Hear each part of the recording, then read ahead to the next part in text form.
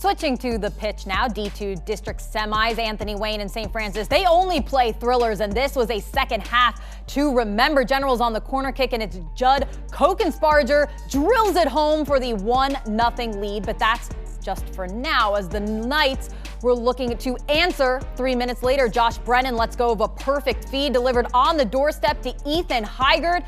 It's 1-1, but St. Francis is just getting started. The Knights, well, they come back with Ryan Bossenbrook, beats the Keep for a 2-1 lead. 3 goals combined in just over 8 minutes, and that one's the difference as the Knights win 3-1, moving on to the district final.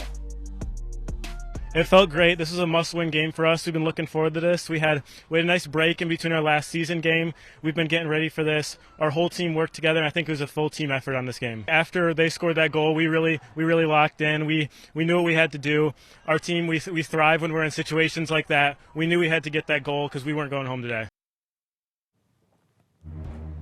The winner of this game awaits. St. John's and Northview meet again. A game where everything happened. The sprinklers going off, fans on the sidelines. The keeper taking a PK and making it. Hutch Sajazi cashes in for the Cats. Both teams make their first 5 PKs after a scoreless game. That one is the one that ends it in the 6th round. Drew Bartlett rips it over the bar. Nick Westmeyer and the Titans can finally celebrate. The Titans survive and advance in a thriller. This game just ended right before we started the show. We'll have full post-game reaction on social media and our website, BCSNNation.com. Well, it's just a group effort, you know. We're always trying hard in practice. I mean, we practice for times like this. Like during our preseason, we had this guy come in from Liverpool. He helped us with last-minute situations, intensity, hard stuff. You know, even by the standards of the yearly district semifinal doubleheader here at Southview, this was a lot. We saw goals from set pieces. We saw some tremendous goalkeeping from Hutch Sajazi, in particular, of Northview. We saw sprinklers going off and people on the field during the penalty shootout. In the end, though, we get what we kind of thought we would get, and that's part 2 of the Holy War. And that's what you wanted to see, and I think a lot of people wanted to see that game. But, you know, you got to give a lot of credit to Anthony Wayne. I thought they were pretty dynamic for the most part, just did not have enough at the end. I was losing Nick Yoakum very early in that first half, really put a damper in the day for them. But they found a way, obviously, and that was the biggest part about it. Kokensparger scored a great goal, but it was all about St. Francis's intensity.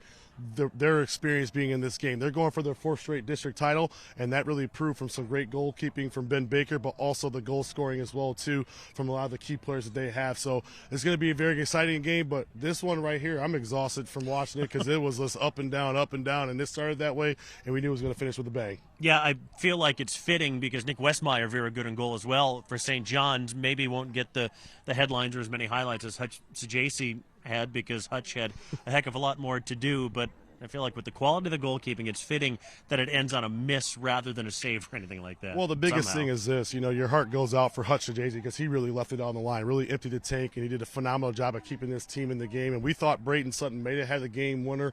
Obviously, Nick Westmeyer rose to the occasion in the overtime, just keeping this St. John's team in it. But when they got the penalty kicks, 6 for 6.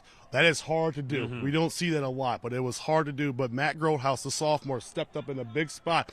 As he said, he switched with Charlie Case to go 6, and he did his right job to end this game. But, again, that Northview team really showed a lot of grit, a lot of fight. That 35 minutes span there where St. John's really took it to them, they really fed off of that. But, again, Chris Black did a phenomenal job in his first year.